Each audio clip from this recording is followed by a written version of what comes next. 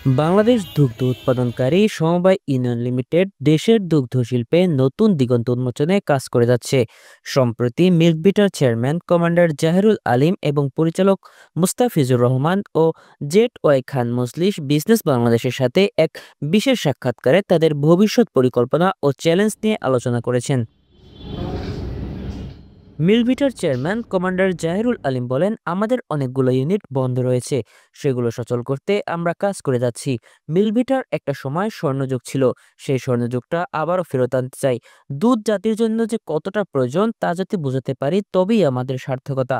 আমরা একটি বিশ্বমানের ব্র্যান্ড তৈরি করতে চাই, যাতে আমাদের বাইরে থেকে দুধ আমদানি করতে না হয়। অনেকগুলি ইউনিট এখন বন্ধ আছে। বন্ধ যে ইউনিটগুলি আছে সেগুলিকে সচল করে মিলভিটার কাজে লাগানোর চেষ্টা আমি করে যাচ্ছি। প্রতিষ্ঠানটাকে আমি দেখতে চাই যে এটার একটা স্বর্ণযুগ ছিল, এটার একটা ব্র্যান্ড ভ্যালু ছিল আগে, সেই স্বর্ণযুগটা আবার ফেরত আনতে চাই। মিল্কভিটার যেটা দুধের উপরে বাঁচে, সেই দুধটা যে জাতির জন্য কত প্রয়োজন সেই জিনিসটা জাতিকে আমি বোঝাতে চাই। কারণ একটা সন্তান ভূমিষ্ঠ হওয়ার সাথে সাথে সে শুধু মায়ের দুধের উপরে বাঁচে। এই দুধটা তার শরীরের জন্য, তার পুষ্টির জন্য যে কত জরুরি একটা জিনিস, সেটা যদি আমি জাতিকে বোঝাতে পারি তাহলে আমার সার্থকতা। সেই আমলের আদলে আমি মিল্কভিটাকে তৈরি করতে চাই, যাতে আমাদের মিল্কভিটার উৎপাদিত গুঁড়া দুধ বাইরে থেকে কিনতে না হয়, এই গুঁড়া দুধ দিয়েই যাতে সারা জাতি চলতে পারে, খেতে পারে, সেইটাই আমার পরিকল্পনা এবং স্বপ্ন। 2 মাসের মধ্যে আমাদের অলরেডি আমরা প্রান্তিক চাষিরা মূল্য কম পেত মিল্কভিটার থেকে, অন্য অন্য প্রতিষ্ঠানের তুলনায় আমরা সেখানে 5 টাকা করে ক্রয় মূল্য বাড়িয়ে দিয়েছি, যে সবাই যাতে খুশি থাকে এবং তাদের সংসার চালাতে পারে, সেটা করেছি। আমাদের দুগ্ধ উৎপাদন আগে দেশের চাহিদা পূরণ করবে, তারপরে আন্তর্জাতিক বাজারে আমি তাকে নিয়ে যেতে চাই। মিলভিটার পরিচালক মোস্তাফিজুর রহমান বলেন, আমরা চ্যালেঞ্জ নিয়ে এখানে এসেছি। সাবেক চেয়ারম্যান মিলভিটাকে তলাবিহীন ঝুড়িতে পরিণত করে গিয়েছে। আমরা দায়িত্ব নেওয়ার পরপরই দুধের উৎপাদন বৃদ্ধি করতে পেরেছি। এছাড়া প্রান্তিক পর্যায়ে গিয়ে দুধের উৎপাদন ও বৃদ্ধি নিয়ে উঠান বৈঠক করে যাচ্ছি। জি, আমরা চ্যালেঞ্জ নিয়ে এখানে এসেছি। বাংলাদেশ যেরকম এই সরকার ফ্যাসিস একদম একটা মানে তলাবিহীন ঝুড়িতে করে রেখে গেছে, ঠিক হাসিনার চাচা শেখ নাদের হোসেন লিপু মিল্কভিটাকে একটা তলাবিহীন ঝুড়ি করে রেখে গেছে। আমরা এই চ্যালেঞ্জ নিয়ে এখানে এসেছি এবং আমি এবং আমার এই পরিচালনা পর্ষদের যে টিমের যে সদস্য আছে, বিশেষ করে আমাদের চেয়ারম্যান জাহিরুল আলীম কমান্ডার সাহেব এবং আমার আরেক কলিগ জেড ওয়াই খান মজলিস, আমরা বলেছি যে যেখানে চ্যালেঞ্জ নাই সেখানে আমরা কাজ করব না, চ্যালেঞ্জ আছে জন্যে আমরা এখানে কাজ করতে চাই। আমরা ইতিমধ্যে গত 2 বছরের দুধের রেকর্ড আমরা ব্রেক করেছি এবং রেকর্ড করেছি। 2 বছর আগে যে দুধ ছিল তার চেয়ে বেশি দুধ আমরা ইতিমধ্যে সংগ্রহ করেছি। আমরা যেদিন এই মিল্কভিটার দায়িত্ব নেই, বাঘাবাড়ি প্লান্টে ওই দিন দুধের পরিমাণ ছিল 19,000 প্লাস লিটার। ইতিমধ্যে আমরা 50-55 লিটারে ওখানে উন্নত করতে সমর্থন হয়েছি। পাশাপাশি উত্তরবঙ্গের বিভিন্ন প্লান্টে দুধের উৎপাদন বৃদ্ধি করেছি, যেটা বিগত সরকারের আমলে ছিল না।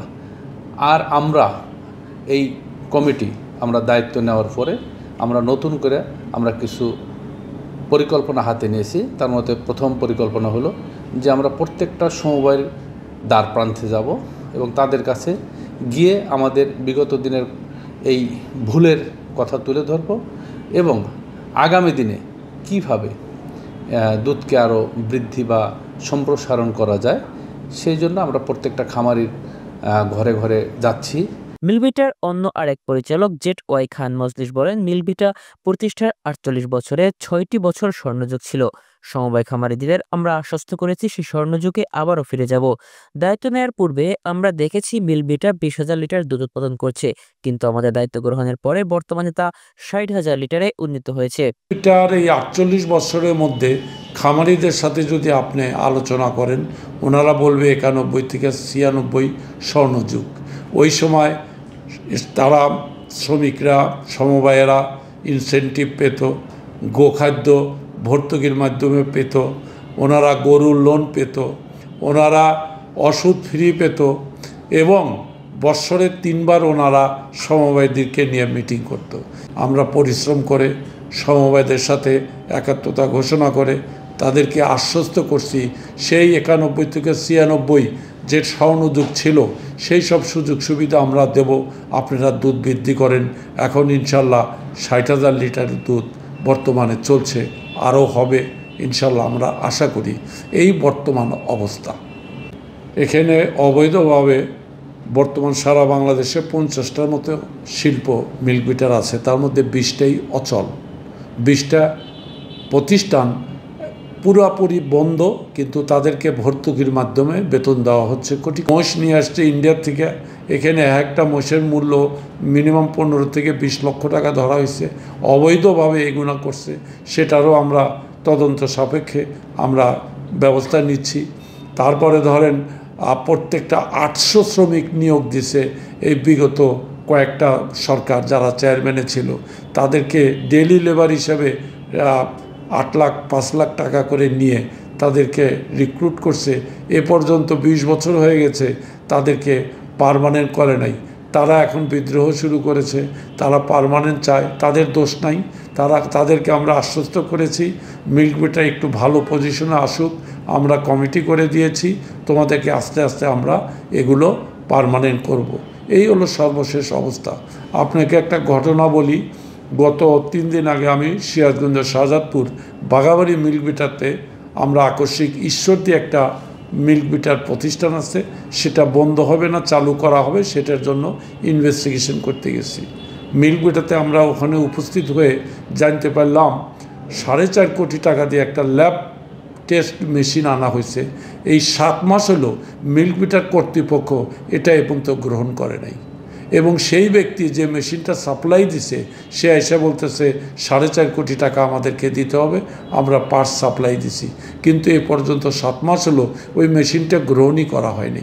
এইভাবেই মানে মিল্ক বিটার কিছু কিছু অফিসার আছেন যারা নাকি বিগত স্বৈরাচারের সহযোগী হিসাবে কাজ করেছেন, তারা এটা নিশ্চুপ, তারা আমাদেরকে সঠিকভাবে অনেক ইনফরমেশন দিচ্ছে না, যার ফলে আমাদের অনেক সময় লাগছে এটাকে সংস্কার করতে। চেয়ারম্যান ও পরিচালকদ্বয় আরও বলেন, দেশের মানুষের পুষ্টি চাহিদা পূরণে মানসম্মত ও নিরাপদ দুগ্ধজাত পণ্য সরবরাহের ক্ষেত্রে মিল্ক বিটা প্রতিশ্রুতিবদ্ধ।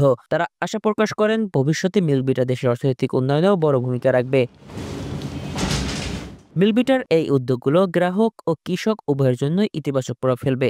এখন দেখার বিষয়, এই পরিকল্পনাগুলো বাস্তবায়নের মাধ্যমে প্রতিষ্ঠান কতটা সফল হতে পারে। সাইমুল সাজিদ, আজকের বিজনেস বাংলাদেশ, ঢাকা।